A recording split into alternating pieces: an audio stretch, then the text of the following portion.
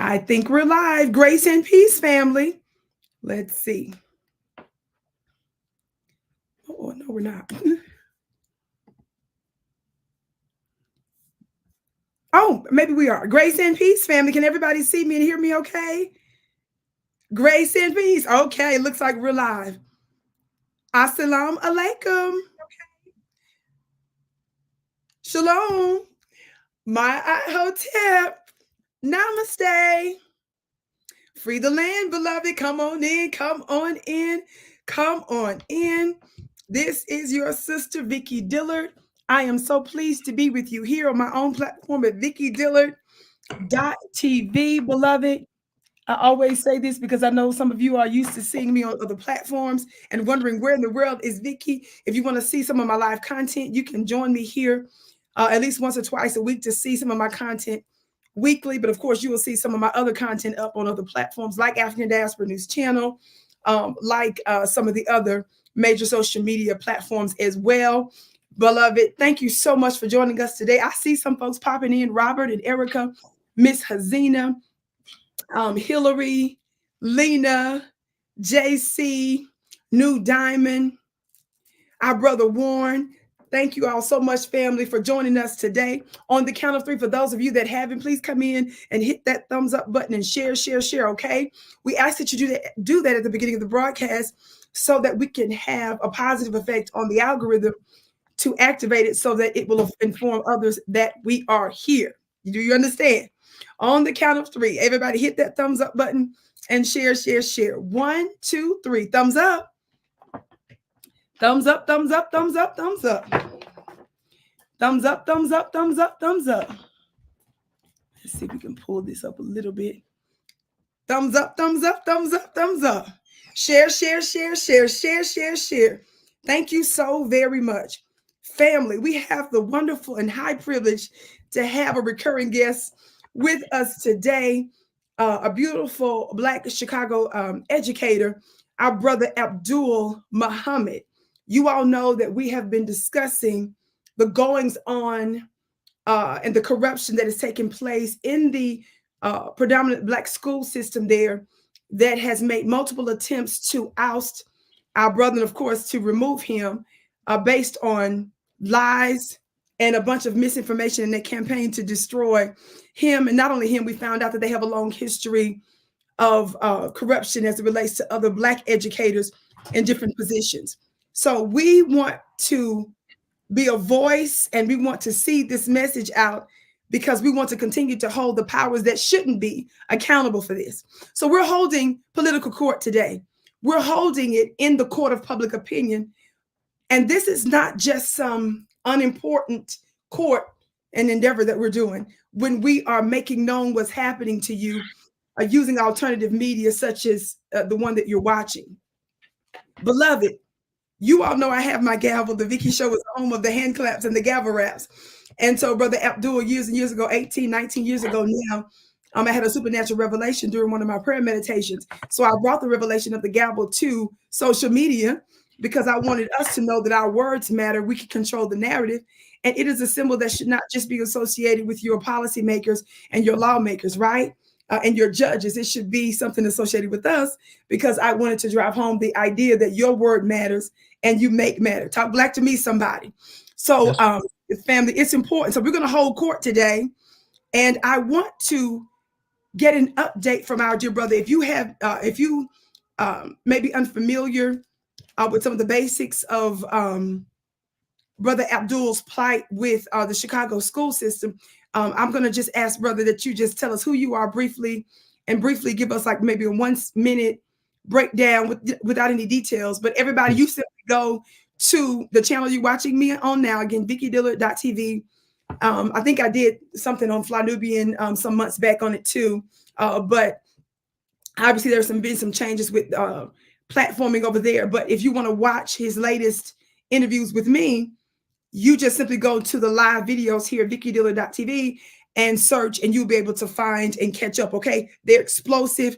And not only you watch it, but be sure to share it because it's extraordinarily important. Joy Reid of MSNBC won't be discussing this. The CNN types won't be discussing this. Fox News is not discussing this like that. Family, let me tell you something. Do you not know that these major broadcasts are the very ones that used to use, and really continue to use Chicago and quote unquote its violence there, Right. as a media talking point to Right. amp up the racist element of their audience? Family, they used to use, they like to use this notion of violence and all the sort of negative things associated, or that they associate or exploit concerning Chicago. They do that on those mainstream platforms. So when you're coming here to tell an alternative narrative, or tell you, wait a minute, there's some intelligent Black brothers that's in that area, that's in, as my brother said, the killing fields, and Absolutely. that word with some of the social media, but unaliving our babies. They're on the front lines, family, of the battlefield. They don't want these types of messages coming out. Right. They're not going to let you know what the political systems, the educational systems, quite frankly, the real estate systems, the banking systems there were colluding in order to prevent, frustrate, and foil, listen, a thriving, mostly Black public school system. They're not going to tell those stories. So it's up to us to tell the stories. And not only that, I've heard some knucklehead Black folks with social media and alternative media platforms that are also responsible for pumping and seeding a lot of misinformation, at the very least not giving enough balance or context to what goes on there. So they've also, unfortunately, have joined in the madness, but we're here to do something different. So without further ado, Brother Abdul, assalamu alaikum. Welcome to the Vicki Show. Walaikum salam, Sister Vicki. Thank you for having me, and thank your viewers and listeners for having me as well. I definitely appreciate this opportunity. Thank you so very much. Dear brother, briefly again, tell us who you are, and just give us a brief synopsis of what's been going on over the past bit of time. My name is Brother Abdul Muhammad. I'm an award-winning educator in the city of Chicago. I've educated Black children for the last 29 years in the city of Chicago. 25 of those years have been in Chicago public schools. I was awarded the Teacher of the Year. I was nominated twice for the Golden Apple Award, which is the highest award and honor that a teacher can receive. I was featured in Who's Who among American high school teachers for 4 or 5 consecutive years. Every school that I've walked into in Chicago, like you said, they have this narrative out there about the city of Chicago. Every school that I've walked into, I've been blessed to transform. When I got to a new school called Lindblom High School, which is in the Inglewood community, which is a Black community in Chicago, the staff that's about 95% white, they were upset that a Black Muslim was elected. I didn't put myself there. I was elected by the Black local school council to be the principal there. They were upset, as well as the Chicago public school officials. So you had 7 white teachers, along with several Chicago public school officials, that concocted over 83 lies to have me removed from the school on March 31st of 2023. And they thought that your brother was going to lay down and just take it. And I decided to do what any person of intelligence would do, and that's to fight back. So here we are, Vicki, Sister Vicki, and we still in the fight. Ashe, I love that. And I always like to remind our audience, I've done this and said this over the years, but you are a perfect example of this, Brother Abdul, that there are different types of soldiers. Absolutely. There are different types of soldiers, and the battlefield, and I tell us all the time, we get confused. We think that we've actually overcome something in the United States of America because they told you overcome something. But when you look at the results, if the results hadn't changed, that's right. Stop with the PR stunt. That's right. It's a PR stunt, Black family, to believe that you've actually overcome something. But when you look at the numbers statistically, we're even worse off than some of our ancestors that was fresh up out of slavery because they were building cities and towns and so forth. That's right. Somebody, this is important. So our brother is on the front line in these schools, 29 years. Most people probably believe you 29 years of age. That alone. Absolutely. When you're doing what you love, you don't age. You know, if you're following how you eat to live and you're doing what you love, then you're not going to age. But Sister Vicki, I've been in the so-called worst schools in Chicago. And, I've been blessed to transform those schools. All the things that we hear about with the young people, we all say, will somebody do something? Well, there are educators, there are Black educators in Chicago that are doing something. And because we're effective at what we do with Black children, this is why we've been attacked by Chicago public schools. They do not want effective Black educators in the schools. They want people in these positions that they can control, that they can manage, but not people in these positions that are going to stand up for what is right for Black children, which is what I did and other Black educators have done. And I just want to say this real quick. So the attack on Black educators is not new. This has been going on for a long time. Yes. And it's not just Chicago. I need everybody to understand this is not just Chicago. I'm getting calls and emails from Black educators all over the country because I'm standing up fighting. The Black educators are reaching out to me through calls and emails and telling me that the same thing that is happening in Chicago is happening all over the country. Chicago is the focal point because I decided to stand up and fight this oppression. You just said if the result is the same, then the mindset is the same. I'm not in a red state. Chicago, Illinois is not a red state. Chicago is not the mayor is not voting for Trump in Chicago. So we're talking about a Democratic state with so-called liberal, progressive white people. So-called.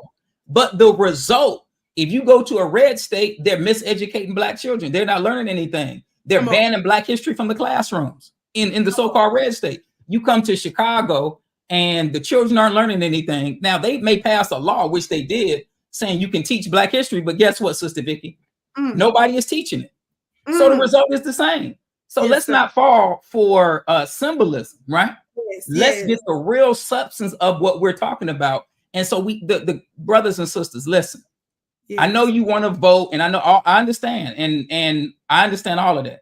The greatest fight that we can be engaged in is the fight for our children. This is the greatest fight. This is why we want y'all to join the fight. If we do not have our children, we do not have a future. We do not. So we want y'all to join the fight, and you can go on the website, justiceforabdulmuhammad.com, to join this fight. You can register for the website. You can sign the petition.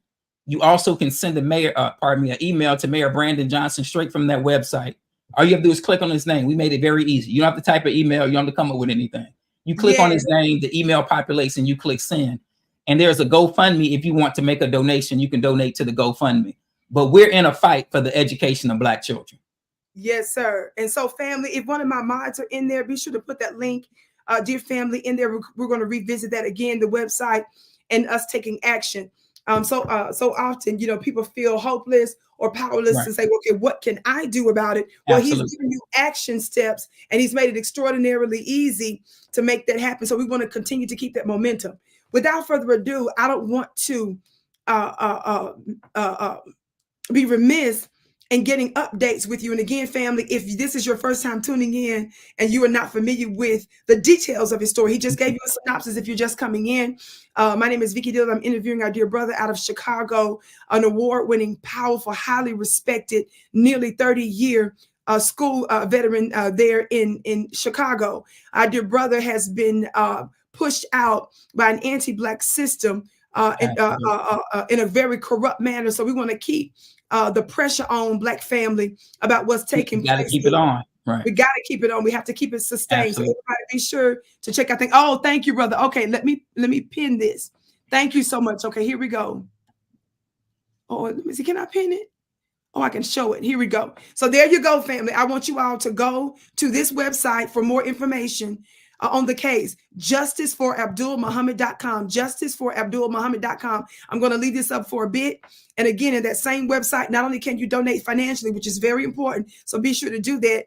Also, family, action steps to directly connect with, who did you say again, dear brother? There were several people on there, if I remember. So on there, we updated it, Sister Vicki, where right now it's only the mayor. So we took all the other people off because at the end of the day, with what we're dealing with in Chicago, Mayor Brandon Johnson is the decision maker. So we want you to target the decision maker, who is Mayor Brandon Johnson. What we're looking for, if we have 500 people, 800 people, 1,000 people watching, it's real quick. All you have to do is click on his name. The email is going to populate and you click send. You don't have to come up with an email. You don't have to come up with any words. Just click send. There's also videos on the website that you can copy and paste and put on social media to promote what's going on.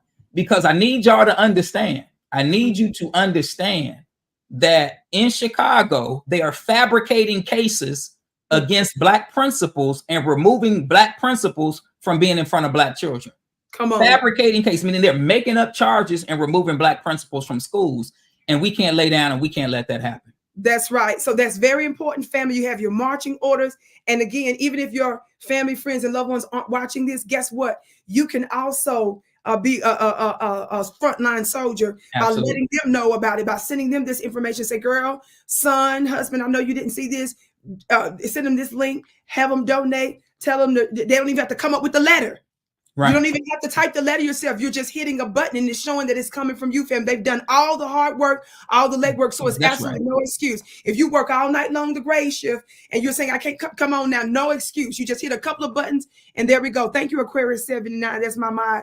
So you all be sure to do that, okay? And again, as you come in, hit the thumbs up button, share, share, share. You all know that we always like to replay these videos, Brother Abdul. That's right. Other folks that watch me also turn around and do broadcasts on it. And then also we cut up and put clips in different parts of social media. Yes, so we ended up having a nice, we were able to see this in different fields because we're creative and we know it's not in just one way and it's not just based on numbers on one platform, and especially with the changes I'm in now with where the Vicki show was being broadcast, but we're very effective. So I want you to think the same way, family. I want you to think the same way. So let's get to where we're going. I want to start off by asking you this, dear brother. From the first press conference, when you were working on the press conference, I saw you on the cover. Remind me of what the newspaper was. So we were on the cover of the Sun Times. So on July 6th of 2023, we had a couple of press conferences, to Vicki. So we had one on May 18th at Father Flagler's church. Okay. Now, right before you tell me that, I'm going to ask a question first, and then that way you can fill in. I don't want to interrupt you. But basically, what were the results of the first press conference, and did you get the desired results that you were expecting, basically by having Attorney Crump on board? Can you talk to us a little bit about that? I'm gonna go back a little further, Sister Vicki. I'm gonna answer both questions, but the first press conference was May 18th at Father Flagler's church, and what we wanted to do was inform the Lindblom community as well as the broader community, and we did that. And that video is available. It's actually on the website, justiceforabdulmuhammad.com, where we go into the details. So we break down the lies that they told. They told over 83 lies. That was May 18th of 2023. And that night we received a phone call that Mayor Brandon Johnson wanted to meet with us, right? So we received that phone call that night. So that was May 18th. And then May 19th, the birth anniversary of our brother Malcolm X, we had myself, when I say we, myself and the union, the principal's union president, Brother Troy LaRaviere, we had a Zoom meeting with Mayor Brandon Johnson, right? Because I met with him when he was candidate Brandon Johnson in December of 2022. This is May 19th of 2023. And it's me, Brother Troy, and the mayor in a Zoom conference. And we shared with him what was going on. So now, because you're asking about the impact. So I didn't think that the mayor would want to meet with us after that. But so that was a result, one of the results, right? Of that first press conference, which most people don't know about. Then on July 6th, we had a second press conference with our brother Attorney Crump, who came in, and really what Brother Attorney Crump was doing to help us, not just give us legal guidance and direction that we should go, but also to bring attention to it. Because y'all got to understand, when Chicago Public Schools has been doing this for a very long time. They've been attacking Black educators for a long time. And when I decided to stand up, what they wanted to do was just wait me out, just ignore me, just act like I was not present, like I wasn't saying anything. So, and that's what they were going to do. Even though we had the press conference at Father Flagler's church and the meeting with the mayor, they were just going to ignore it and let it die down and not, Got it. So when Attorney Crump came, now Crump is not coming in town, and you're not going, and all the press is not going to be there. So Attorney Crump's, the biggest thing that we wanted him to do was to bring attention, which when he came, it brought national attention to what was going on with Black principals in Chicago. So if you ask me, did it get the desired effect? I would say absolutely. And I'm gonna share this real quick, and then I know you have other questions. So shortly after we had the press conference with Attorney Crump, and now the news is international about these racist policies in Chicago public schools that ill affect Black educators. The very next week, they had a principals meeting at the McCormick Place in Chicago with all of the principals were there. And Pedro Martinez, the CEO and the second in command, her last name is Bogdana. They were all there. And now they're in a room full of Black principals. And the tension was so thick, according to what I was told, the tension was so thick that you could cut it with a knife, because now like, let me say this, Vicki, these black principals who are in these positions right now, they know that CPS is racist. They just don't want to say anything because they're afraid of their position. But now the cat was out of the bag. So when they were at this meeting a week after the press conference, the tension was so thick that they had to address in that meeting what was going on with black principals. So you asked me, did it have the intended effect? I would say yes. Because when Brother Crump came, it brought national as well as international attention to what's going on. And then it forced Chicago public schools to address their racist policies. And at that point, we could no longer be ignored.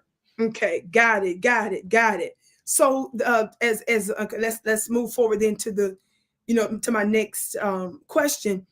Did the mayor acknowledge the press conference? And has Trump followed up with the mayor about an investigation? And of course, feel free to share your reservations about Crump or the mayor or anything else. So, Sister Vicki, I would say that we did have initially our press conference was going to be at City Hall. That's where we initially were going to have it. So City Hall, meaning right there. And on the mayor's stomping ground. Right. And as you all know, that would have been powerful. Right. When Barack Obama was elected, part of the conversation in the black community was, we can't criticize him. We got to give him time. Right. Right. You all remember. And a lot of us, we gave him time. Come on. And we didn't criticize him. Come on. The same dynamic was present with Mayor Brandon Johnson. And, I want to be real clear, because a black person in this type of position, like our brother, Mayor Brandon Johnson, has a difficult road to walk down, right? Because you have to understand that there are people who do not want him in the position. True. Black and white. So there's all different types of dynamics. And Chicago is a city that is extreme, as he's finding out, that is extremely difficult to manage. And so what we always want to do, and what we've always done, if we keep it real, what we do and what we've always done is we've always supported our black politicians. But what our black politicians have to do is learn how to support the community that backs them. Yeah, that's what our black politicians need to do. Absolutely. Like, I want the brother, our mayor, I want him to be successful. Yeah.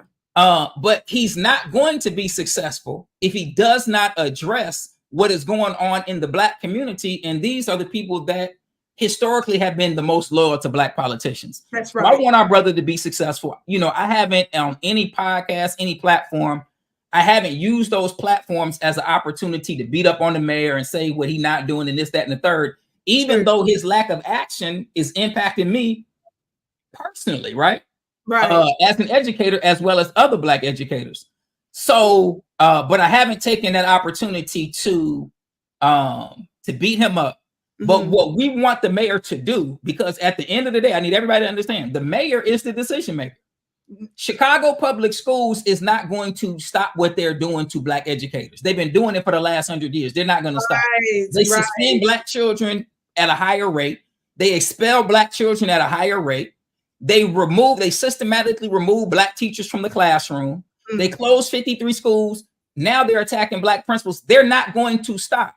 However, the mayor is the decision maker. And as a former educator, if he is concerned about what's happening with black children in education, then he will make it his business to get involved in what's happening with Chicago Public Schools under his leadership. That's right. So tell us what happened with this press conference you were talking about. You started off by saying that it was supposed to be at City Hall. It was supposed to be at City Hall. And again, and I wasn't there. I wasn't part of this conversation.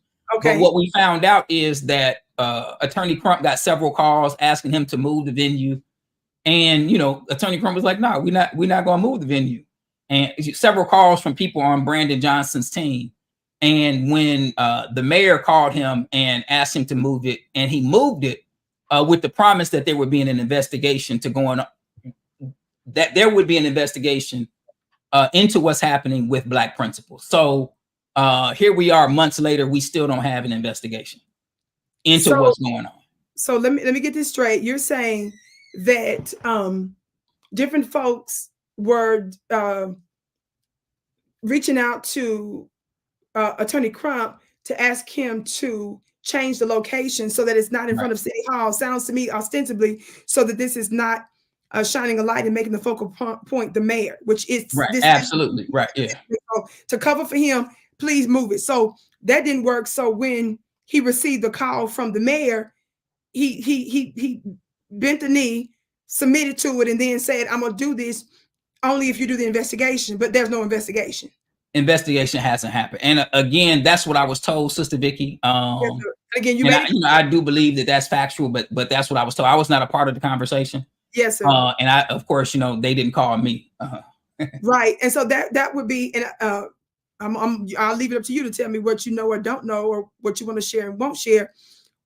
Okay, so why would they contact Attorney Crump? Just Attorney Crump they contact about that, or did they didn't contact as far as I know, Sister Vicki, I haven't heard anything about them contacting anyone else. Okay. Of course, Chicago is an extremely political, as y'all know, political.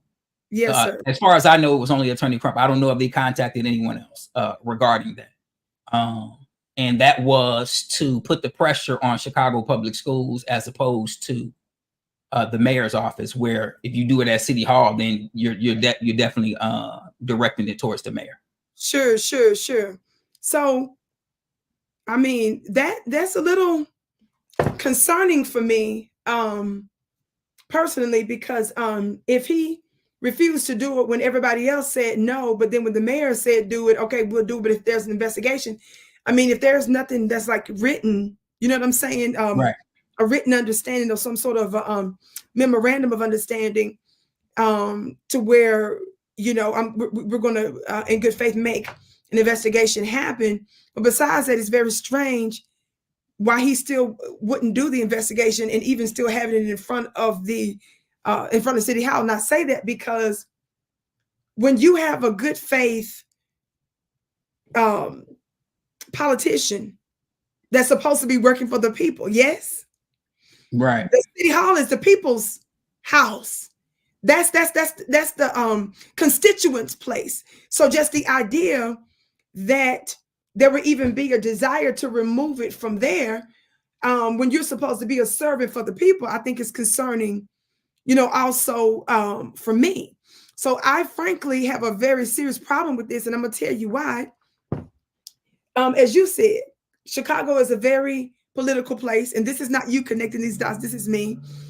There is a lot going on right now in Chicago, right, and including, but not limited to, this obvious, very serious issue that's been happening in the educational system for many, many years now. It's been covered up, it's been hidden, and not enough light has been shown on it to know what's really been going on. But we know that Chicago is an extreme political hotspot, not just locally and not just statewide. The world is watching, especially the Black constituents there, because they've been calling out Mayor Brandon Johnson and some of the City Hall persons and his administration, right, that have ignored their voices, that have endeavored to obstruct Black Chicagoans because they have objected to making their city a sanctuary city, and calling them out for spending tangible resources to make sure that illegal folks that violated federal law to get here have sufficient housing and jobs and other resources. But you step over Black homeless families, you step over Black homeless veterans, and they don't even have, and Black Chicagoans are moving to other cities and states because they said they couldn't afford. Those are the testimonies I heard, because they can't afford to live there, or they were denied governmental assistance. So I'm gonna say, this is another problem, and I need somebody to put Brandon Johnson in the chat. This is a huge problem because he is clearly, and this is me based on information and belief, Vicki saying this, is being moved by the people that's behind the scenes pressuring him. And I don't care nothing about that, because we over excusing useless forces that keep sticking, stabbing us in the back. And at the end of the day, we're still stuck like Chuck. There's too much. This is Chicago has a very long pattern of corruption, and it's about time for it to be broken. So Brandon Johnson Talk black to me, somebody. I'm considering him to be a repeat offender coming before my court. This is an absolute outrage. Let me ask you another question quickly. Now, that's my 2 cents on that. I'll let you follow up with anything you want to say, but let me ask you this first. Are you able to share anything else concerning Attorney Crump, concerning his decision making in this, and has there been any further follow up with that, if you can share any of those details? Well, you know, I'll say this, that Attorney Crump worked with us for months prior to, at least, well, I'm gonna say maybe 6 weeks prior to the press conference. Just, you know, getting us ready and various things like that, either him or somebody from his team, as well as after the press conference, you know, with follow up and different things like that. So, you know, Sister Vicki, even though I think we would have had a greater impact if we had the event at City Hall. Yes, sir. I have no ill feelings towards Attorney Crump regarding that decision. And the reason is because Brother Crump didn't have to lend his voice. You know what I'm saying? When we met with Attorney Crump, myself and Brother Troy, we met him at Father Flager's church the Father's Day weekend. And when we talked to him and let him kind of, you know, filled him in on what was going on, that's when he agreed to lend his voice. And his voice being a part of, y'all have to understand, in the legal realm, right?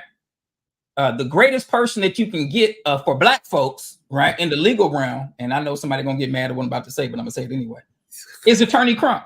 So when Attorney Crump decided that he's gonna lend his voice to this fight, all I could do was be grateful for him lending his voice to the fight. So that's all I'll say on that. Because, and the reason, like I said before, is because it brought national, international attention. And Chicago Public Schools, who is the real culprit, right? The real culprit that's hurting our children is Chicago Public Schools. And it forced them to have to address it, and it forced them to have to deal with it because we had the presence of Attorney Crump.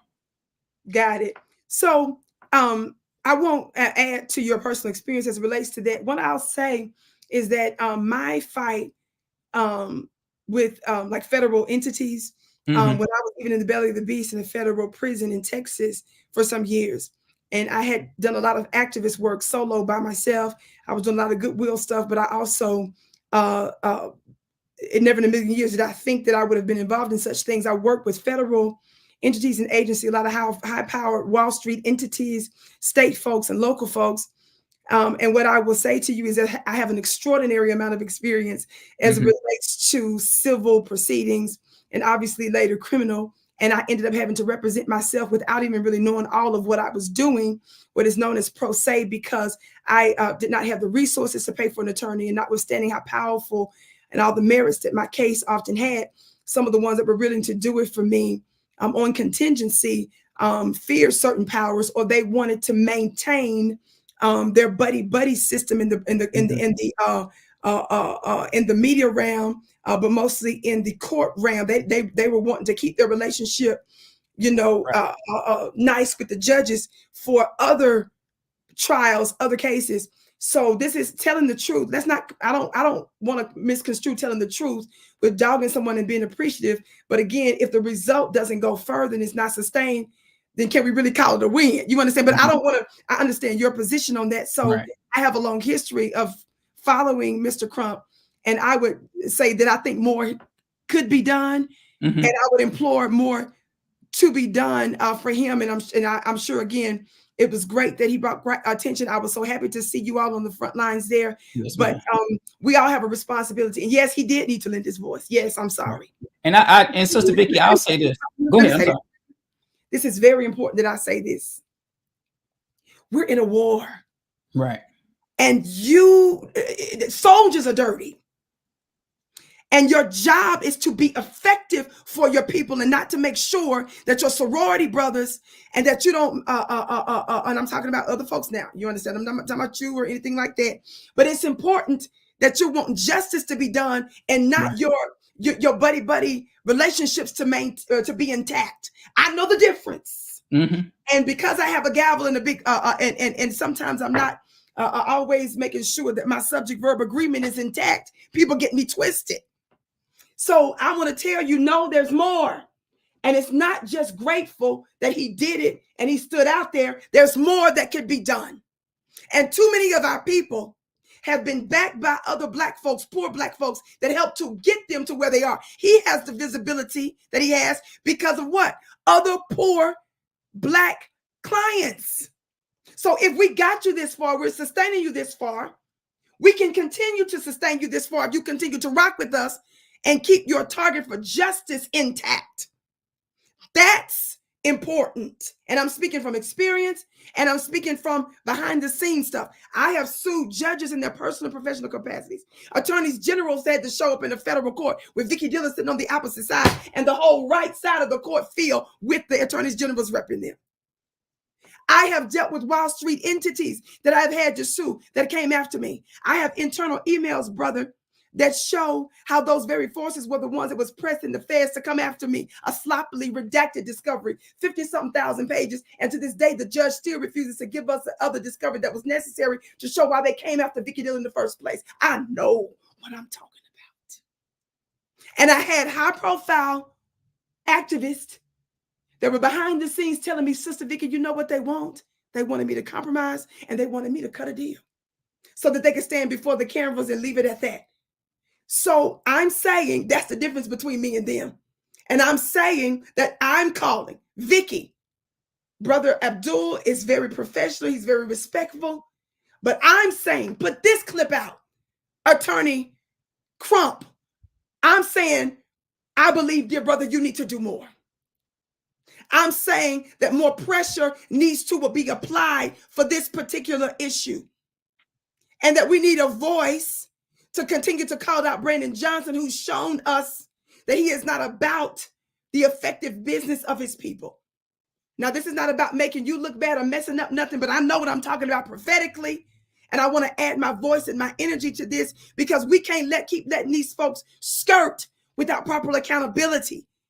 This is not about helping Brandon Johnson stay in a position that he's ineffective in and that he gives the middle finger to his own people. I'm going to say this quickly before I go to the next question. I'm going to give you one example. What did they do to the Black constituents there? Because the Black constituents in Chicago were showing up in such large numbers so consistently, standing room only, to go in on the immigration issue and the sanctuary city issues. They got so tired, Brandon Johnson, of Black folks showing up, engaging in their government, that they changed the rules that said Black folks from now on have to have an ID to enter. And then that you needed to pre-register so they can scrutinize you before you get there. One of the governmental agencies wrote to his administration and told him that what he implemented was likely illegal. So they pulled back a little bit. Your black-faced Democrats, listen, and I'm done. It was your Democrats that told you that Republicans are the racists because they want you to have an ID to show up to vote, right? But it's your Black Chicago Democrats that instituted what is ostensibly an illegal law, illegal policy that said, Black folks, y'all was showing up so much that we're going to restrict where you can come into the building. You got to show ID before you get your Black self in here, and you must pre-register so we can look into you. They pulled back on it a little bit. That was under Brandon Johnson's administration. So I don't want to hear nothing about these black face shields that's doing all this underhanded behind the scenes stuff to shut down their own people. I do nonstop coverage on him on other platforms, so we know what's up. And this is Vicki talking. This is the Black Streets talking. More needs to be done. Now, I know I went off on that little piece. This is all Vicki on that, but I had to say that. I know some folks are uncomfortable, but I said what I said. I'm a prophet, and it's going to stick if you believe what I say or not. I want to ask you about this. Christina Davis stealing money and being the main witness against you. Give us context about her, dear brother. So, Sister Vicki, when I got to this school, Lindblom High School, you know, when you get to a place, you don't know everything that's quote unquote wrong. So as I'm going through the year, I go to the homecoming football game, which, if I remember correctly, was in October. And there were hundreds of people in the stands. And a brother who I hired as a retired athletic director, and I hired him to make sure that everything was being done properly, right? He asked me a question. He said, Mr. Muhammad, did you get the financial report from the football game? Y'all listen. I said, financial report. He said, yeah. So that was a Friday or Saturday. I think it was a Saturday. So Monday, I emailed the athletic director, Christina Davis, who's white, and as well as the clerk, black clerk, who the Chicago Public Schools used against me as well. Her name is LaConda McDaniel. That's what I was going to ask you about, lying on you. Say it again. Yes, I was going to ask you about her. That line. Yeah. They were all part. It was 7 white teachers and 1 black clerk. So yes. So I emailed Miss Davis as well as Miss McDaniel, the black clerk, and I asked them about the financial report from the football game. So they just made up a report. Again, but again, they were not keeping records at the school. So they weren't keeping records. They just made up a report. And I had to accept it because I didn't have any actual facts to say that this number is wrong, even though the amount of money that was turned in did not match the amount of people in the stands. But I didn't have any actual facts. So then it hit me, Sister Vicki. I looked at the game schedule, and there were 4 other games in the season before the homecoming. And I didn't get a financial report from any of those games. Now, keep in mind, I'm the new principal at the school, right? Okay. So then rather than going back to them so they can lie again, I went to the Chicago Public School stadium director and got the actual stadium report where they kept track of the tickets that were sold. Y'all listen. So when I had the actual facts that tickets were sold, money was collected, and it was not turned in, and no records were kept, then I confronted both of them. I met with both of them in my office, and I looked them dead in the eye, and I said, "Where's the money from the football games, the previous football games?" And they both looked at me. Wait a minute. This black man started to look into the actual numbers and the actual facts of a thing. You asked what, Christina Davis? Right. And LaConda McDaniel was later, I guess, involved in this. She's the clerk. So see, so when the money that's collected is supposed to be turned in within 24 hours of whatever fundraising event. This was like a month later from these 4 games, and none of this money was turned in. There was no records being kept at all, right? So when I got the records from Chicago Public Schools, I confronted both of them and I asked them, I said, "Where's the money from the previous football games?" They both looked at me in my face and lied and said, "There is no money." Wow. So then I pulled out the stadium report and gave each one of them a copy, and I asked them again. I said, "Where's the money from the previous football games?" The black clerk, LaConda McDaniel, didn't say anything because she knew she was busted. The white athletic director, Christina Davis, said, "That's my money." I'm not making this up. She said, "That's my money." I said, "That's your money?" She said, "Yeah, I brought money to make change, so that's my money." I said, "Miss Davis, if you sold 1 ticket for $5, the $5 needs to be turned into the school." She left my office saying that was her money. That was either a Thursday or a Friday. She sent me an email on Saturday, which I have all the records. And that email, she said, "I understand the mistake I made. I have the money for you on Monday." So I had to have her take the money out of her bank account and bring it back to the school. Now, this is black folks' money. Wow. That's in this white woman's bank account. Y'all need to hear that. Come to find out, a parent, when we posted this information, because we did a video in response to these lies, and we posted the video on Facebook, a parent came into the chat and left a message on Facebook. Now, Christina Davis has been the athletic director there for 12 years. This parent left a message on Facebook saying that he's had children at Lindblom for the last 12 years. And his son was in 2022, his son was the star basketball player. And the gym would be full of spectators. And they never had money for uniforms. And that had been happening for the last 12 years. This is not Abdul Muhammad.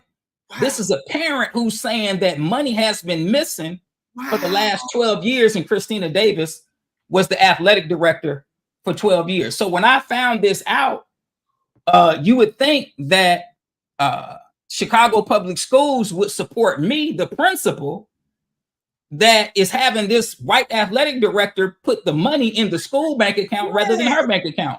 But no, Chicago Public Schools went to Christina Davis and met her and LaConda McDaniel, and they are Chicago Public Schools star witnesses against the principal that was holding them responsible. Wow. So, And Sister Wow. Vicki, yeah. So then later we found out that there were two other teachers that had thousands of dollars. One teacher had $5,000 of Black folks' money in her bank account, and another teacher had $4,000 in a fundraising account, and he was spending the money. And I'm the one that Chicago Public Schools came after. Wow. They supported, not only did they not investigate, well, they did investigate it, but it was a sham investigation, just to say they did something. But nothing happened to Christina Davis. And when this made it to the public, rather than investigate her and fire her, they just moved her to a different school. So they put her in a witness protection program. The previous white principal, his name is Wayne Beavis, the previous white principal of Lindblom, who was there before me, hired her at his school so that she would escape the heat that she deserved at Lindblom. And then when Troy and I came to the board meeting and exposed the fact that they're covering, and that's why I need y'all to get involved, because all of this is a cover up. Yeah. That they're covering up the fact that this woman was stealing money, and that's not all she was doing, but they moved her to another school and hid her. Now, you know how Troy is. Troy goes hard. So he took the picture because, you know, on all the school websites, they have pictures of the teachers that work there. So Troy brought the picture of her on the new school website to the school website to the board meeting and held it up for everybody to see. We went on that website a week later and they took her picture off. That's how big this cover up is. So Christina Davis and the other teachers that were misappropriating money, they all still work for Chicago Public Schools. Wow. Not only was she misappropriating money, but she also covered up student injuries. There were 4 cheerleaders that got injured in an off-site practice that she authorized. Come on. And when the students got injured, she covered it up. When the parents came to me, and when the parents came to me, I dealt with it, but Christina Davis covered it up, and she is the star witness that Chicago Public Schools used against me, mismanaging money and covering up student injuries at an illegal off-site practice that was not approved by Chicago Public Schools. She still works for them. And the person that defended Black children and made sure Black folks' money was in the school's bank account is the person that Chicago Public Schools attacked and removed from the school. So this is why we want y'all to join the fight, because it's an attack on Black educators that are in these schools making changes for Black children. And see, this is very important, what you're telling us, brother. And these particular points, because I know there are so many moving parts, the corruption runs so deep. But when you highlight things like this man was holding white folks accountable for having Black folks' money in their white accounts, family. Right. They were stealing money and getting away with it. And then when he brought the receipts, then all of a sudden the cover up goes into overdrive, family. Are y'all listening? And then he ends up being the setup instead of them. The witness protection program goes in full force. Everybody's lying and covering up for everybody but him. This is not how this is supposed to work. Before I make another statement here, and I know we're already close to 1 hour mark. I mentioned this just a minute ago. Is there anything else you would like to say? Because I remember when you, from the previous interviews, you discussed the fact that LaConda McDaniel, the clerk that ended up lying about you.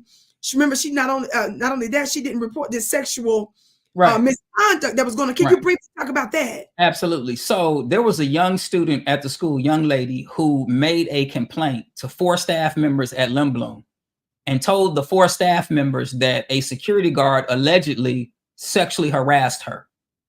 One of those staff members was LaConda McDaniel, the Black clerk that the law department used against me. Another staff member was another of the witnesses they used against me. Her name is Daniel Atta, who is a white teacher at the school. So the student went to 4 staff members and told the staff members that the guard was harassing her, and none of them reported it. Now, every staff member is a mandated reporter. If somebody comes to you, then you report it. You call the Department of Children and Family Services. You report it to, they have different agencies you can report it to. Miss LaConda McDaniel lied to the law department and said that the student came to me. Sister Vicki, the only day I met the student was the day that I met with her and her parents. I never met the student before. Wow. The only time I spoke to the student is after it came to me, when it was reported to me secondhand. I had my assistant principal call and make the report to start the investigation. That was on like February 2nd or February 1st of 2023. Wow. So the investigation started because I had my assistant principal make the call to start the investigation. On February 5th, I believe it was, I met with the parents, and I have all the emails. I have the emails where the parents are thanking me for starting the investigation. But now this is how corrupt Chicago Public Schools is. Yes. When you report these incidents, there's a reporting system called Aspen. And in Aspen, it has the names of the people that the student went to. Okay, y'all. So I have the actual Aspen report that has the 4 staff members' names, and my name is nowhere in the Aspen report. But the law department used this Aspen report that my name is not even in to say that I did not report alleged sexual harassment. But the names of the people that is clearly in there, the law department in Chicago Public Schools has done nothing to them. That is how corrupt they are. That is the level of this cover up that we're dealing with. This is important, family, because see here, you have this black man that was upstanding and that was holding white folks accountable for stealing black dollars and putting it in their white accounts. Then also, he was the one that was putting pressure on them to investigate these alleged sexual misconduct claims, to which all the rest of them were responsible for doing something about it, and they didn't. And this black man comes in to do something about it. Now, how many cases that we know they would love to set up our brothers with some mess related to some lie or allegation of sexual misconduct? But here you have a black man coming in holding them accountable for their failure to do what they're supposed to do. We're talking about sexual misconduct and money theft. I'm saying theft. And some of our people are calling them criminals and some others names up in here too. But we need to highlight this, that in addition to all the other moving parts, family, that we're talking about, and ousting this 29-year award-winning educator out of the school system who has a proven record of going in and turning you. I mean, I don't know what other movie to compare this to. I don't want to compare you to this particular principal, but I mean, you in real life, lean on me type, brother. Sister Vicki, I'll say this, and Brother Warren was there, but I recently went to the juvenile detention center. I go there every year in December to give back, right, with the young people that are incarcerated. So this is something I do every year, multiple times a year. But we were there in December to bring food and toys to the residents of the juvenile detention center in Chicago, something that I've done for the last 7 years. And the brother who is the director, he's Superintendent Dixon, who's a friend of mine.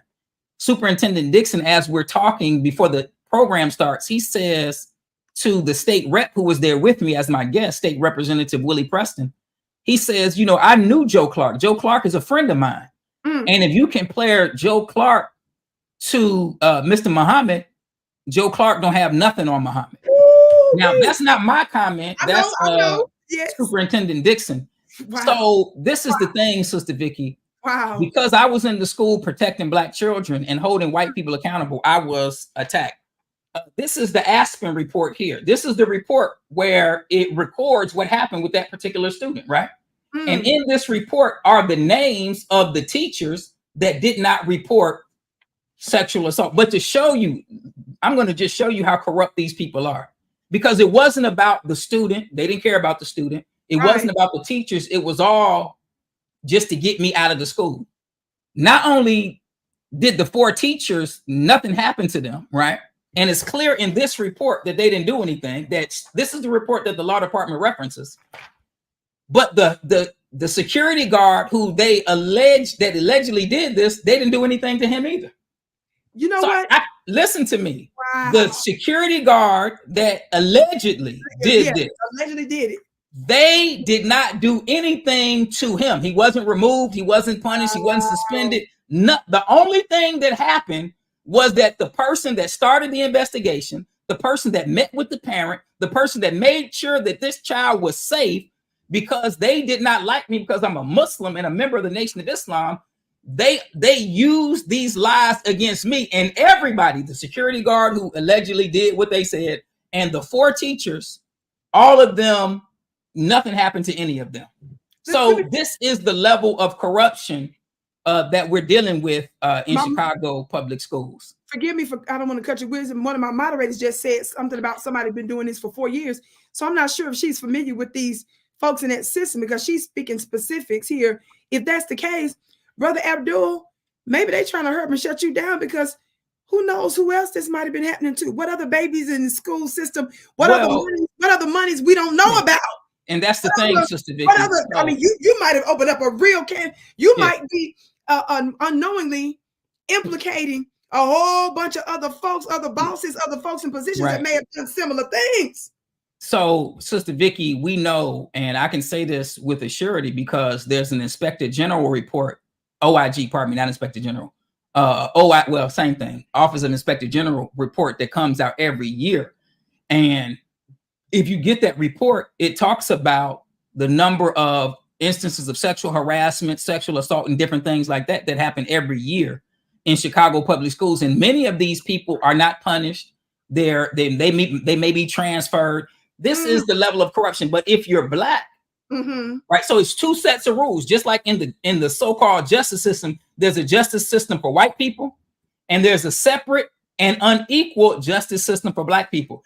It is the same way in Chicago public schools. Had I been at a school with a majority Black staff where I found some Black teachers, I'm a Black principal, I find Black teachers that were misappropriating school money, and I find some Black teachers that were covering up student injuries, and I found some Black teachers that were not reporting sexual assault, then, Sister Vicki, that would be celebrated. If I walked into Lindblom High School or any other school and my name was Abdul Muhammad and I put some lipstick on and a dress, come on now, and I said I'm an LGBT Muslim principal, I would be on the cover of Chicago Public Schools website as an example of diversity, but a strong Black man who is unapologetically Black and who does not bow down to white supremacy, but has the track record of transforming the lives of Black children everywhere I've gone, then my work in Chicago public schools should be celebrated.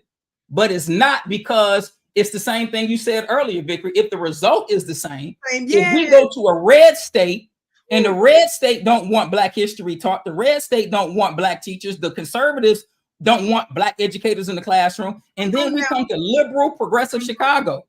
Come on. Lindblom is full of progressive white people. These are so-called progressives, but their mindset is the exact same thing. See, what they want to do, as you alluded to, they want to control the outcome in the Black community.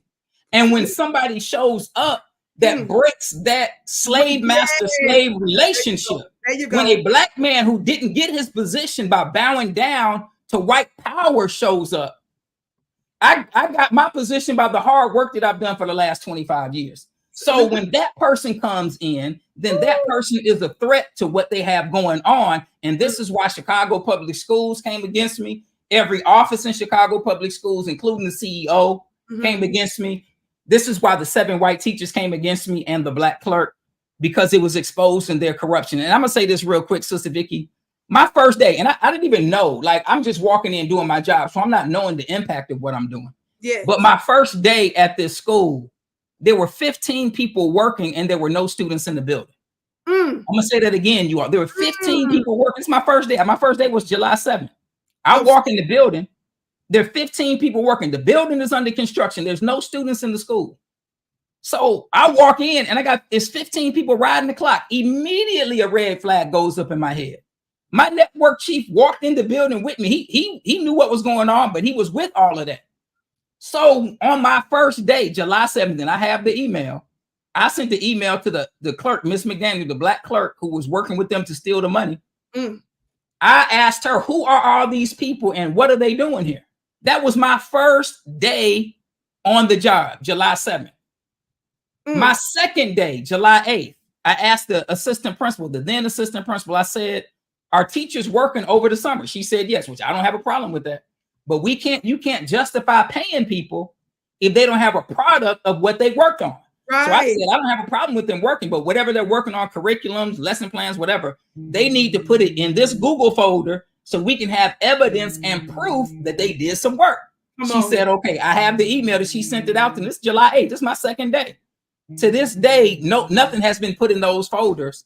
Because again, what I walked into was a situation where there was corruption already taking place that I had no idea of.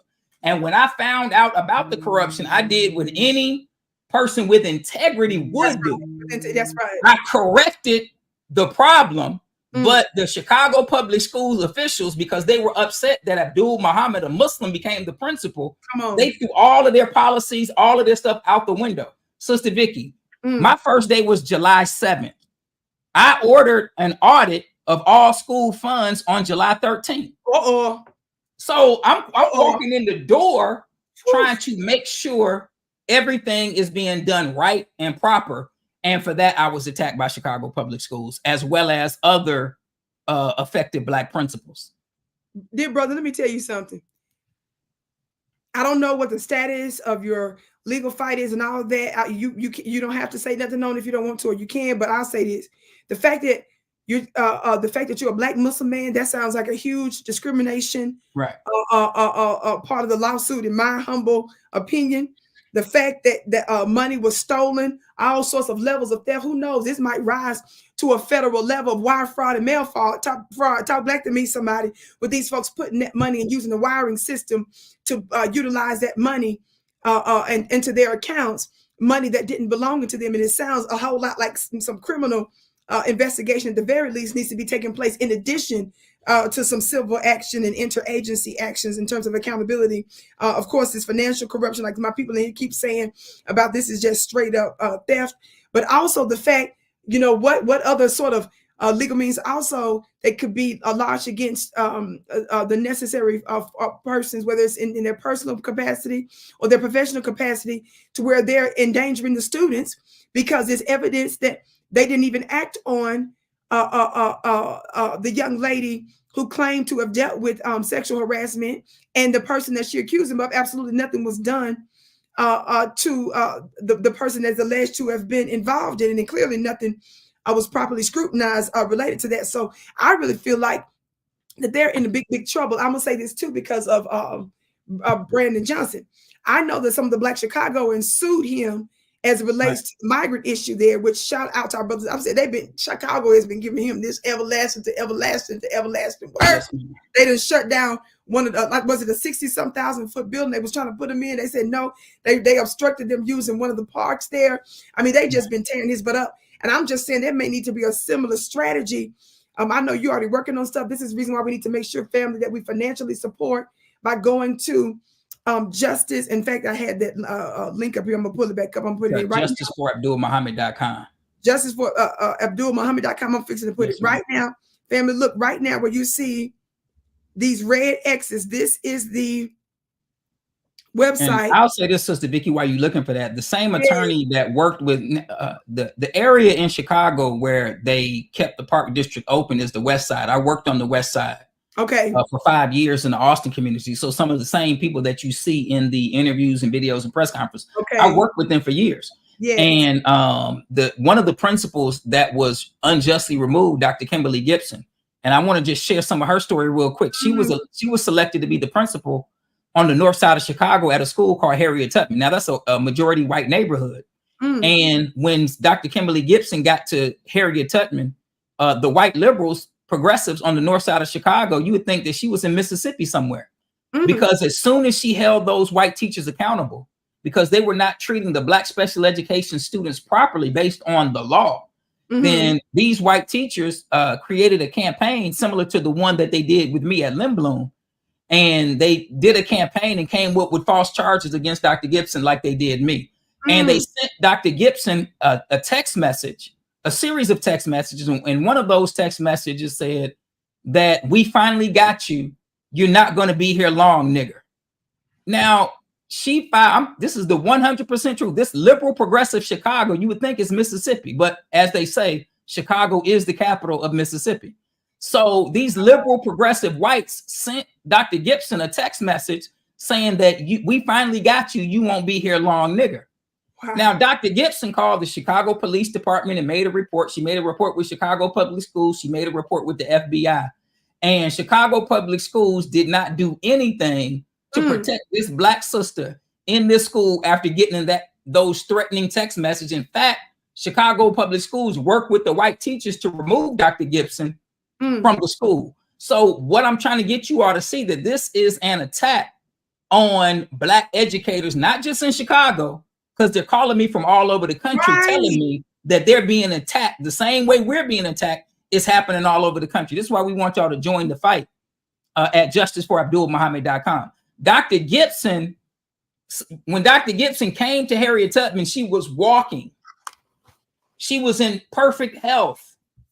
She's been so stressed out over this last year and a half that Dr. Gibson now is confined to a wheelchair and goes to therapy 3 days a week. Wow. This is the type of corruption where Chicago Public Schools says out of their mouth, we want Black leaders.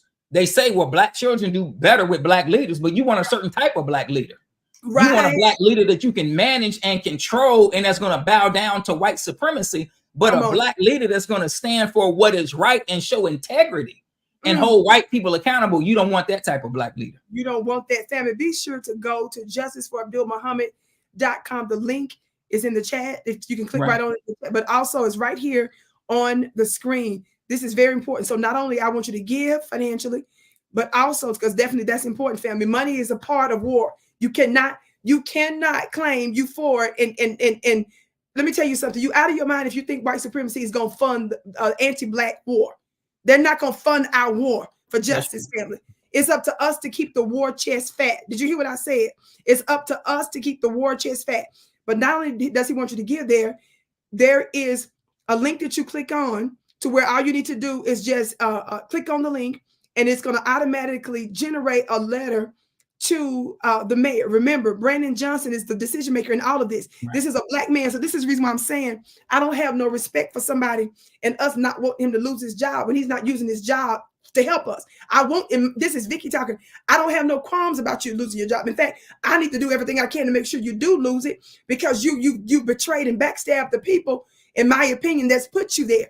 And this is what a lot of the Black Chicagoans are saying anyway. So family, we might as well just put this in the pipe of the Black Chicagoans that's already giving them the everlasting work. Brother Abdul, I talked about this before. This is an ancillary issue to this, but I really do want to bring this up just very quickly. Everybody, be sure to hit that thumbs up button, family. Hit that thumbs up button. Let me say this really quick. Also, family, this Sunday, I'm having my 4th private offline 911 pandemic conversation. Brother Abdul, some years ago when we first started questioning the jab and the shots and stuff, especially Black media, and that you hear a whole lot of white liberals now and a lot of white alternative media folks trying to hold the government accountable for COVID and all that. But we were some of the first ones that was asking questions. Now, you know, in the beginning, we was with you saying, wash your hands and disinfect. But then after that, it just was shot.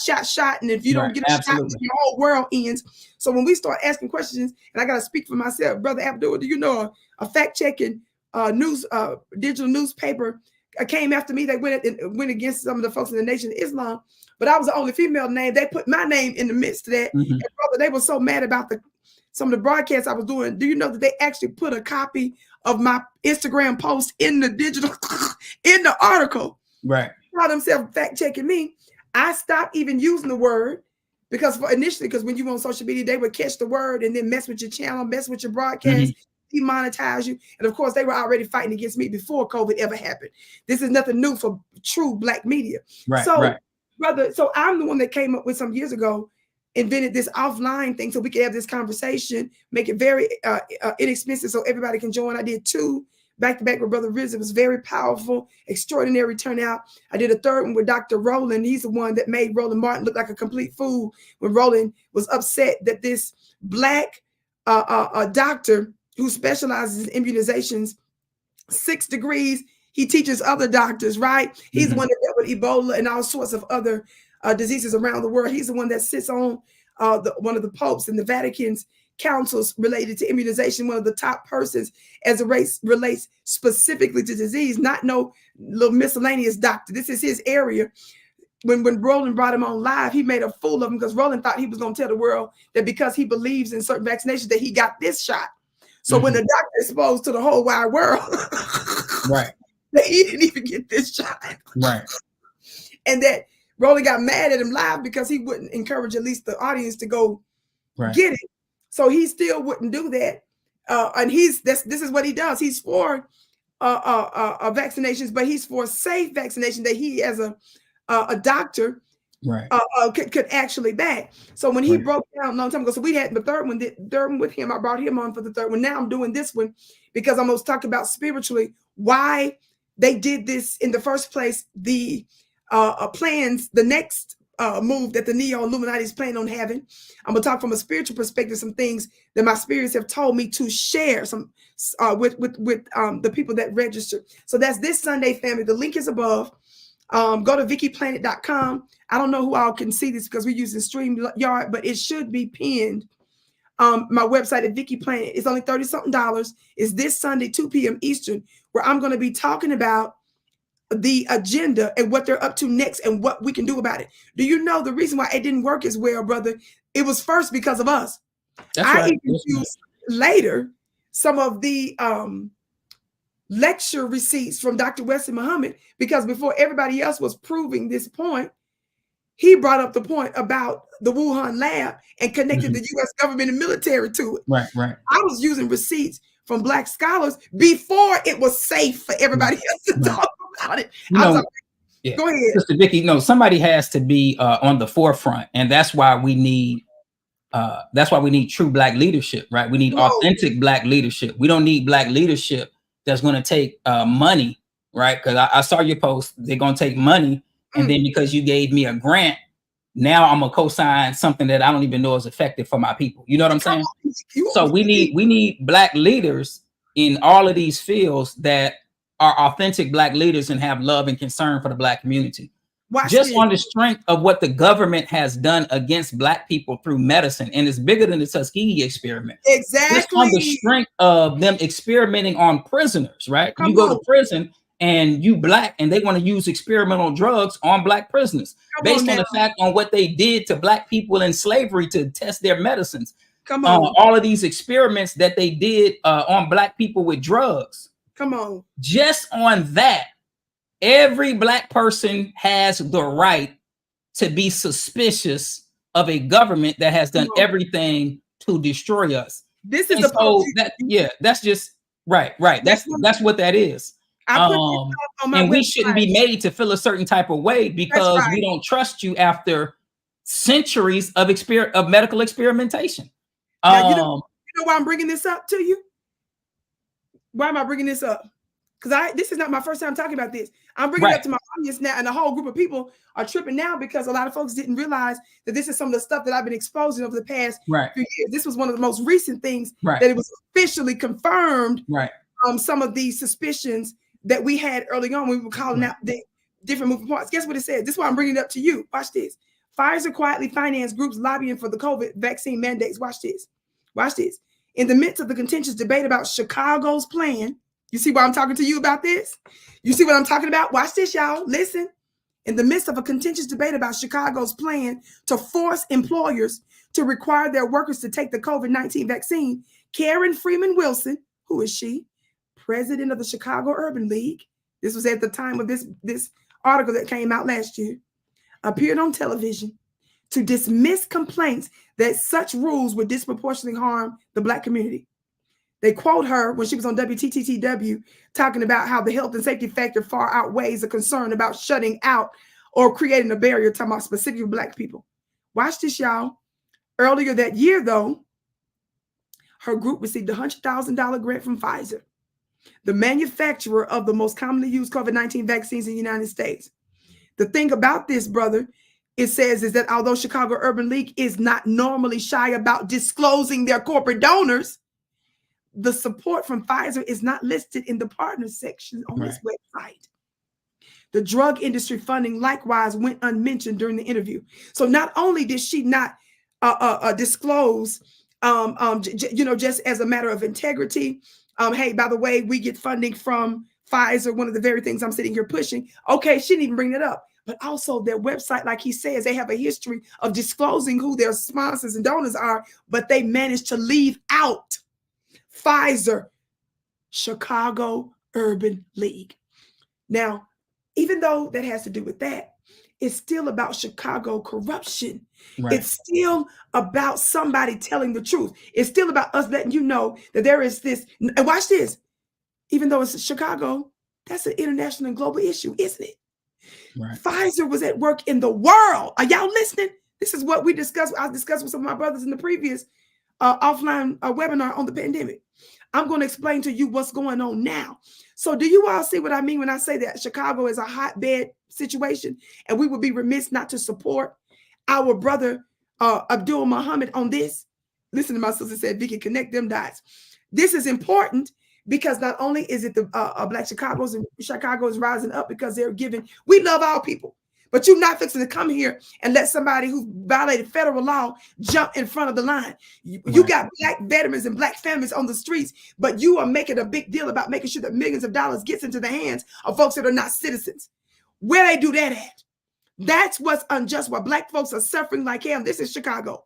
And then for years, as our brother said, this is a quiet corruption story that's been going on with the Black school system. Right. No, we want this out, and I want us to connect the dots with all this that's going on in Chicago, and much of this is still at the feet of Brandon Johnson. Brandon Johnson has a long history. Right now, in his little short time, when I said this past year or so, whatever he's been in office, he has been behind the scenes, and I'm specifically now talking about the immigration issue, been behind the scenes undermining Black Chicagoans. And I'm trying to tell brother Brandon Johnson, you don't want to add to that, bro. I did a broadcast the other day talking about him having panic attacks and being at the hospital. This is not good for you. So, you don't Vicki, want to, go ahead. Now I want to jump in real quick and say this.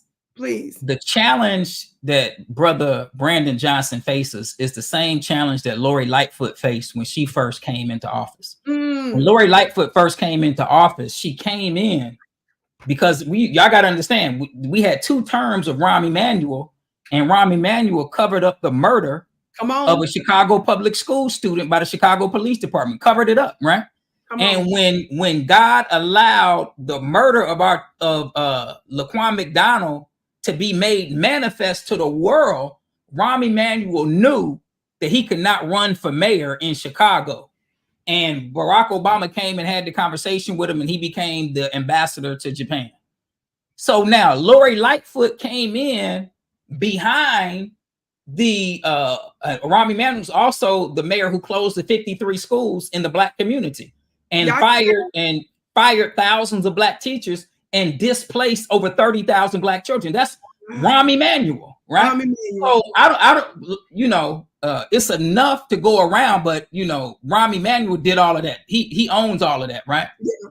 So Black Chicago and anybody with intelligence was against Rahm Emanuel running. Lori Lightfoot came in behind that and said that she was going to bring light and all of these things, right? And with the overwhelming majority of people, they supported Lori Lightfoot.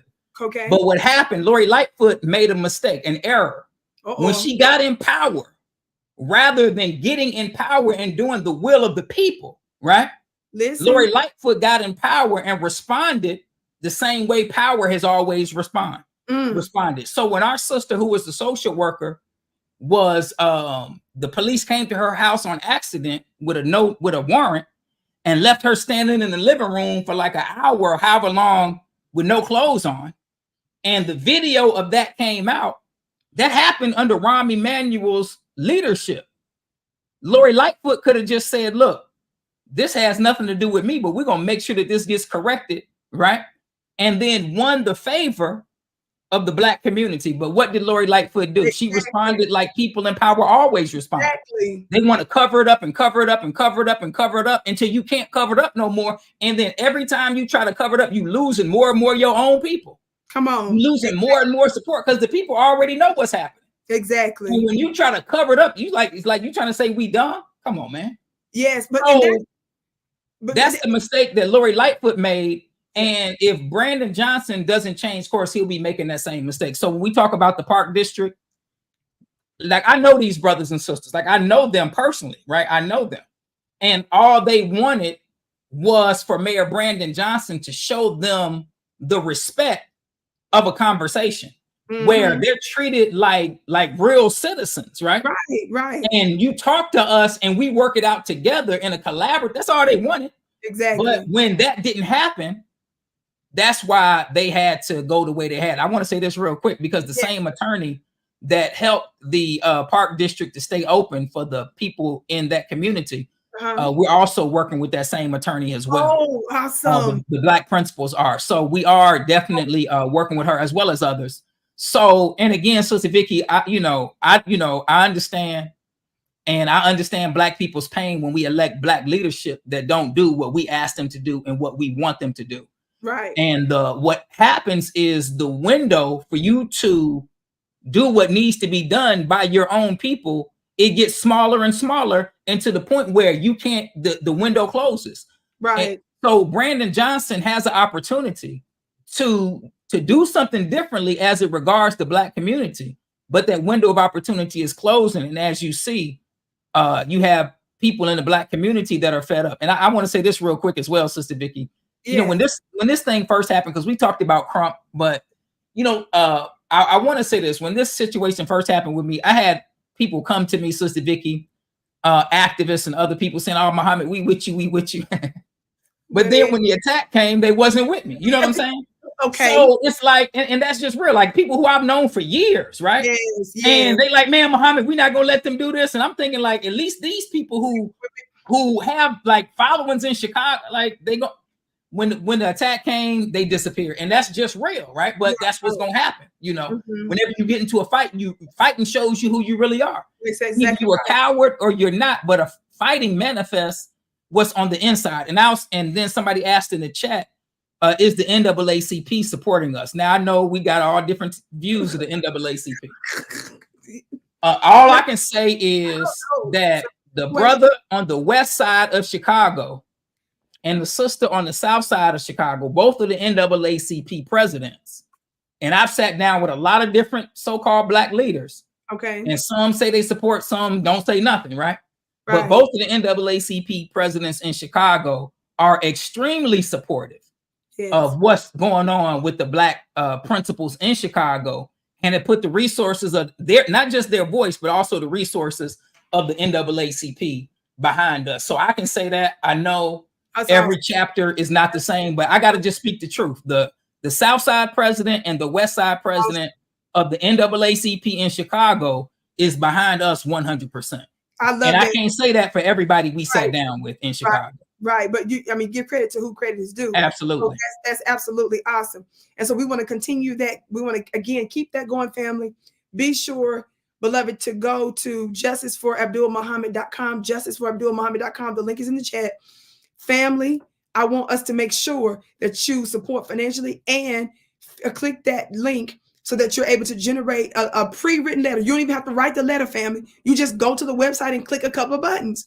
They did all the hard work for you. But we want a ton of people to continue to keep the pressure on Brandon Johnson. So I appreciate our brother. Of course, you're going to show respect to them. Of course, you want your own people to win. And I'm not trying to put you in any position. And what I got to say, Sister Vicki, is, our own people got to win. You know what I'm saying? See, and that's the thing is, like, at the end of the day, I'm going to like the mayor, I'm going to respect him. I'm going to honor the mayor. He's my brother regardless. But like, I can't make the people who is rising up against you, like they're mad because they're not being treated right. You understand what I'm saying? So we need, the thing that Black people want is justice. Exactly. And that when we get angry, the anger is born out of injustice. So if you want to support your people, you want to support your community, when you get elected to these positions, then you need to make sure that your people get justice. Every other race, every other ethnic group, when they get in office, they make sure that their people get what they need. I mean, we're the only ones. Exactly. And that's the reason we get elected. Right. We think that we got to do something for everybody else and neglect our own people. We're the only ones that think like that. You can do for others, but why would you neglect your own people when it's your own people that have your back? So let me hit the gavel on that one. And let me say this. And that's the reason. And the reason why they don't is because we don't hold them accountable. Absolutely. Because they don't follow us. And that's because we keep giving them the benefit of the doubt. We give them unnecessary leeway, and we give them all kind of provisional credit that I'm not willing to give him anymore, because you only have a little bit of time in office. And in this unique case, it's not like he has to rely upon the assembly folks, right? He doesn't have to rely upon any other official. Who is responsible for making something happen in this case solely, sir? At the end of the day, the decision maker is the mayor because he's And over the schools. and Right. that's just period. That's what And I'm in this that's unique. at the end of the day.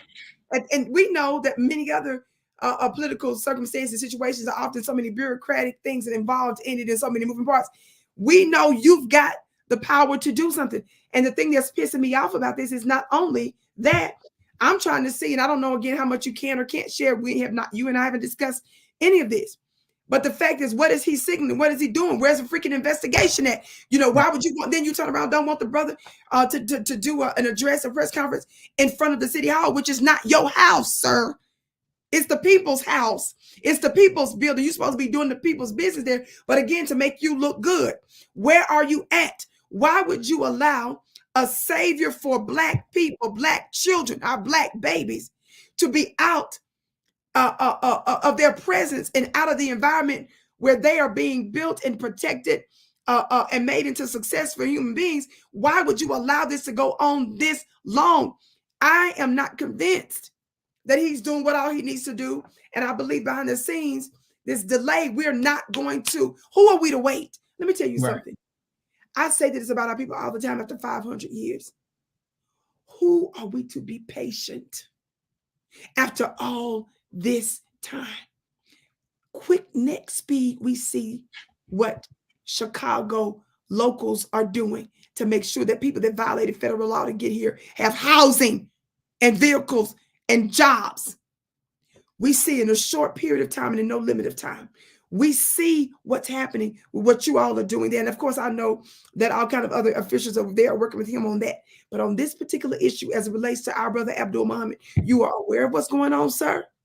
And it's on you to do something about it. And I, for one, I'm fixing to make any excuse and figure out any way for you not to do what you need to do. I don't care how radical you consider this to be. No, the sexual assault of our babies, the miseducation of our children, that's a radical situation that has no business sitting up here having to wait. When you got this brother and others, there is a pattern. That's another thing that's going to strengthen your case, in my opinion, is that this is a pattern. Pattern in practice, absolutely. That's one of the greatest, in my opinion, strengths that you have, is that this is what y'all do. You attack multiple Black educators, and we say enough is enough. And in this unique case, sir, there's actually something that you can do about it. And the other thing, I see Brandon Johnson jumping up there in press conferences left and right to try to save his behind when it comes to the migrant issue and other stuff. And here, at the very least, there's no press conferences about this. There's no, we're looking into this. There's no press release statement, even if there's not a press conference that's coming out from his office that says we're making good faith efforts to look into this. We have credible evidence. Where the investigation into the white folks that stole Black folks' money? Right. That's what I want to know. Where is this at? You know, Sister Vicki, they thought that it was just going to go away. And when it didn't go away, you know, they still have not addressed it, but they thought we were just going to lay down and stop. But it's actually gaining more momentum because more and more educators are coming out and saying what has gone on with them. And again, this is a track record of Chicago public schools. It's not new. It's not just not a one-off. They've been doing this to Black educators, to Black children, to Black teachers. So this is just more evidence of the pattern and practice of Chicago public schools to prevent us from getting the quality education that we deserve for our children. Yes, sir. But I'm going to say this. I am so proud of you. Yes, ma'am. We're going to continue to support you. We're going to continue to highlight this. Family, go to justiceforabdulmuhammad.com. Again, the link is in the chat.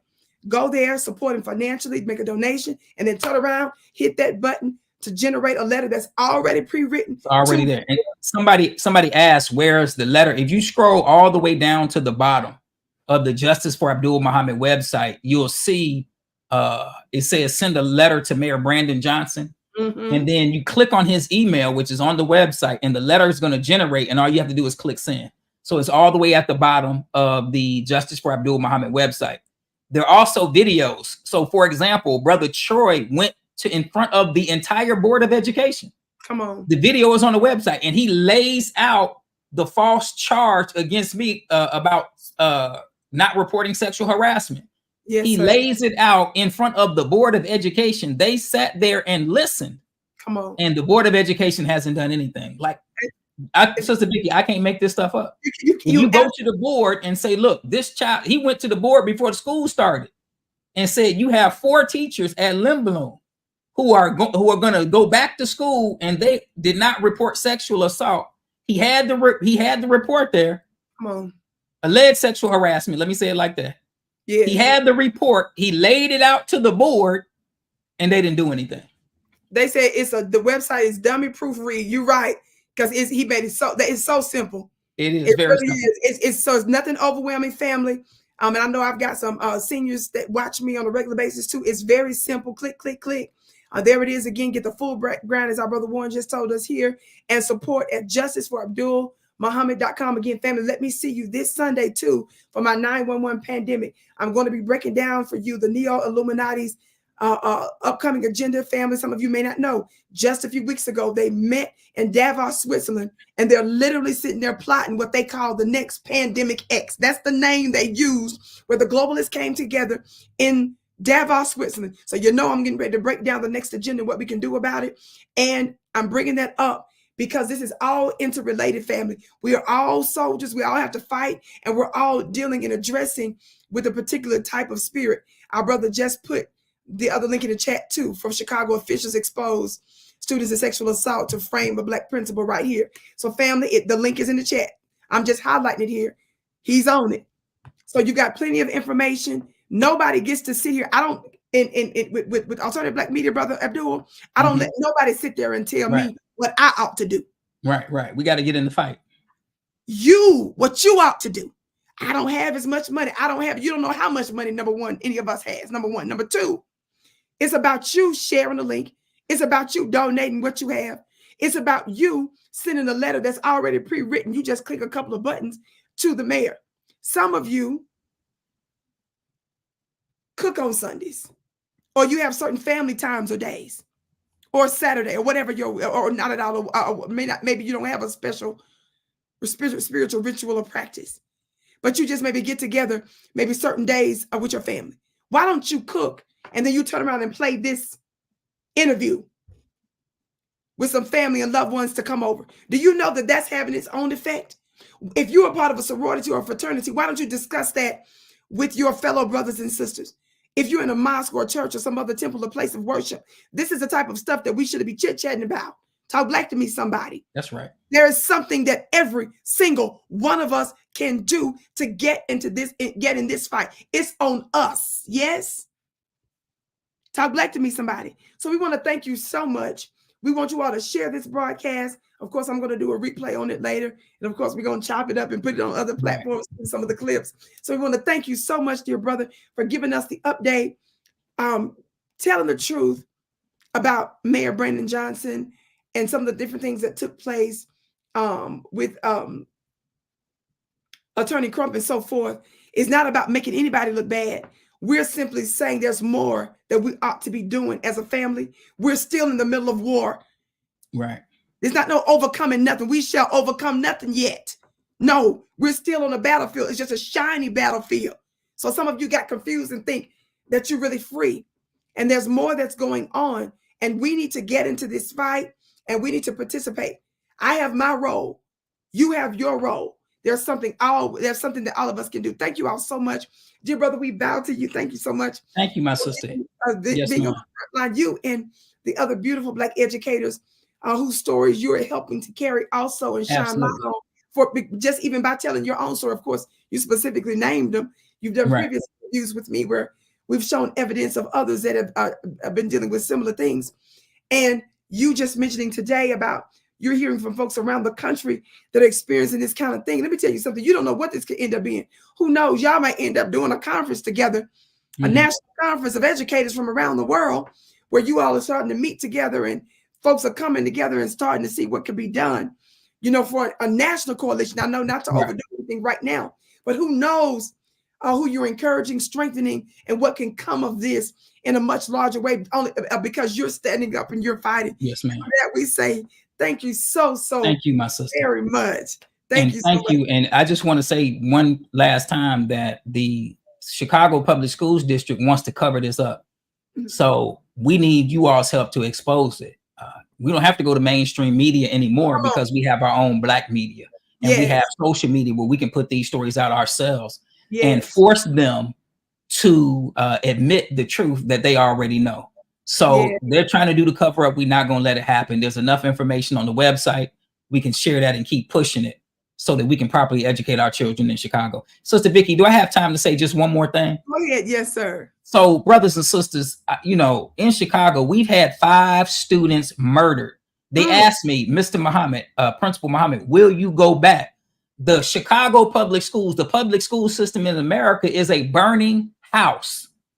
It is a burning house. If you ask me if my children are in a burning house, will I go in that house and get my children out? The answer is yes. I'm going to challenge the flames of the burning house. The public education is a burning house, and our children are trapped on the inside. So we need you to get in the fight. If you're not willing to go in the house, I'm willing to go in the house. Come on, to get our children out. We had 5 students in 2 weeks that were murdered, not around the corner, right in front of the school. Wow. Wow. Right in front of the school. Imagine coming home and you ask your child, well, what happened at school today? Oh, it was a double homicide. We had 2 double homicides in front of schools in Chicago. Double homicides in front of the school. Wow. So this is the burning house that we need to save our children from. And you have Black educators in the house that are saving Black children. And you have these people that don't want us there because they want to put our children on a pathway to prison. So we can talk about what happens in Chicago. We can say, oh, they be shooting and killing. You can talk about all of that. Come on. But I'm here and I'm working with the very people that you are talking about. Come on. And I'm trying to rescue, we're trying to rescue them from the burning house of public education. And let me tell you something real quick. This has happened. That happened. That's you talking about what happened in Chicago, right? Yes, ma'am. These homicides, right? 5 homicides, right? In less than 2 weeks, Sister Vicki, we had 2 students that were shot in front of 3 shot in front of in Sin High School. 2 of them died. Lord have mercy. Then there was 2 students shot in front of Innovation High School right in downtown Chicago. Our brother just said, Brother Abdul also made his school safer before and after. Let me tell y'all something. I'm not blaming Brandon Johnson for these murders, but I am saying this ain't no good look, Mayor. Yeah. I thought our goal is to make sure that we're doing everything we can. It's not a good look when violence spikes for your administration and you're removing the very people, as our brother just said, who has a track record of making these places safer before and after school. Sister Vicki, as a principal, I didn't sit behind my desk at the beginning. Everybody will tell you at the before the school day started, I'm posted in front of the school welcoming every child that's coming in that school. I'm the first person they see. Not the security guard. I'm the first person they see because I'm posted outside every day. Some days, Muhammad, like 1 or 2, no, every single day. A school year is 180 days. And guess how many days I'm posted? 180. Then after school, when it's dismissal time, I'm not sitting at a desk. I'm not checking emails. I'm posted outside with the children to make sure they're safe. So it's just like, but see, this is what real love does. When I was at Lindblom, because Lindblom is in the Inglewood community, I would walk the students to the bus stop that was like four blocks down from the school. So I would get a couple of security guards and the dean. We would walk the students down to the bus stop, make sure that everything was good, because this is that kind of neighborhood, right? And the students at Lindblom really don't have situational awareness, right? So we would make sure they're safe. In the course of me walking them to the school, Sister Vicki, I noticed that right where the bus stop is, that there's an abandoned house and there's just squatters in the house. While I'm at walking them, I called the older woman. Her name is Stephanie Coleman. And I say, sister, there's an abandoned house right here on the corner. We got students that catch this bus. Anything could happen to these students. You got people running in and out of the house. A week later, I have the pictures to prove it. A week later, the house was surrounded by a fence and the bulldozer was there. And then the next week, it was a vacant lot. This is a true story. So This is the work that I'm being attacked for. Yes. In Chicago public schools, loving Black children so much that I want to make sure that they're safe coming to and from school. So this is so when I was at, and this is not just at, I did this at every school. When I was at Julian and the brothers tried to come up out the neighborhood, the gangbangers tried to come up out the neighborhood to jump on children, I'm the one that stopped them. Because I was outside, because I was posted. When I got to Douglas High School and they tried to jump on students and shoot them, I'm the one that was out there because I was posted outside, making sure that the students were safe. I love this. So, so the thing about, because we're talking about solutions, right? Every problem has a solution. Yes. But see, when you have a solution, if you don't respect the person that the solution is coming from, then you reject the solution. So because I'm a Muslim, because I'm a member of the Nation of Islam, they want to reject the solution that I have to a problem that they can't solve. That they can't solve. Certified can't solve. Can't solve. And we putting this right on Brandon Johnson's. Yes. It's Vicki Dillard. I'm all about putting it at the feet of Brandon Johnson. Because in this unique case, he's the one that's aware of what's going on, and he's the one that can actually do something about this family. So that's why we're giving him this, we're putting the pressure on him. This is not about dogging anybody in this kind of, it's dogging anybody or any of that. It's about holding him accountable. So you all go to justiceforabdulmuhammad.com, the website, donate, hit the link, just scroll down at the bottom of the website to click the link so that you can generate the pre-written letter. It's already you ain't got to do nothing but click the button, family, so that you're adding to that. Now, why am I listening to certain parts that our brother is telling us, and I want you to hear it?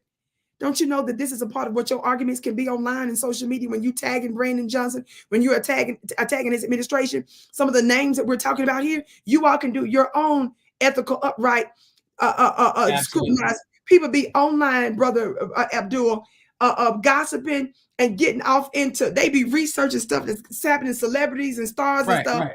It ain't got nothing to do with them. And I'm not dogging anybody right now, but I'm saying here's a time where we ought to be looking into the powers that shouldn't be. Right. And holding them accountable and tagging them. This is the kind of work we ought to be doing online. Yes, Brother Warren. Brandon Johnson can change all this tomorrow. And that's why we're going to keep it piled on. That's why we're going to say we're going to focus our efforts here. Go ahead, sir. Now, I just want to say this, Sister Vicki, that as we hold in Brandon Johnson accountable, because he is the decision maker. Yes. We want him to make the right decision. Yes. But I think the guilty ones, right? Who are the Chicago public school officials like Pedro Martinez, they need some, as you say, and correct me if I'm saying it wrong, some everlasting smoke. Is that what you say? Or everlasting work. Everlasting work. I like the people who are actually responsible for the attack on Black educators, because Brandon Johnson is not responsible for the attack. Right. He just hasn't solved what these people have done. But the Chicago public school officials, like my network chief, my immediate supervisor, is a liar. He lied on me about everything. His name is Devon LaRosa. He needs some everlasting work. Pedro Martinez needs everlasting work. The Chicago public school officials who actually are doing this to Black children and Black educators, they need everlasting work. But Brandon Johnson needs to come in because he has the power to change the situation. Those officials are not going to say, "Oh, we were wrong." You know, we treated them. They're not going to say that. So that's why we calling the mayor to correct what they're not going to correct. But let's not leave out the actual guilty party, which is Pedro Martinez, his second in command, his third in command, Devon LaRosa, who was my immediate supervisor, who worked with the 7 white teachers. Who saw me walking these students and keeping them safe and never opened his mouth, right? Who, when they lied, knew it was a lie and co-signed the lie that he knew was false. Come on now. And I can't even call him Black. He got Black skin, but he's not Black. Exactly. Yeah, but so you're secure in your position is going to allow some of these other things also to take place. And hopefully the legal stuff continues to move forward. We're going to keep it moving. Yes. And then the community can come in just like they did with this immigration issue, showing up to stuff. to where they Right. were so unrelenting. But when it moves us enough, we don't need to be coerced into doing it. They're really changing what's going on in the country with Absolutely. that. And we want to be a part of this. So thank you again so much. Thank you, my sister. I He's appreciate so you. welcome. We're going to tap out here. Yes, He ma'am. said, here's the first press conference that details everyone's complicity. So family, our brother's putting all these links in the chat. All of these links with the details. So if anybody is wondering what you can do about it, who you need to contact, we're giving receipts. Our brother just gave you some names. These links are up on my video, the interviews, the previous interviews I did with him. And brother Leroy, I always mispronounce his name. Ravier. Lord, I'm all the way off. Ravier. They're all VickiDillard.tv. Just go to the lives and scroll down, family. Watch them so you can educate yourself. They give you nothing but receipts, nothing but credible information and evidence. So that way you can take it and say, okay, this is what I'm going to do about it. This is how I'm going to help hold so-and-so accountable. Some of you are probably in that area. Some of you may be familiar with them. Some of you may have another testimony or story that he may have been unaware of, and some things that you can do. Some of you may be actually in a position to where you yourself can file a particular grievance. Talk black to me, somebody, or you can highlight something and see what you can do to add to this. All right, family, I love you so much. I bow to you. You are my bliss. I love you too. Thank you again. I can't wait to see you all again. Yes, ma'am.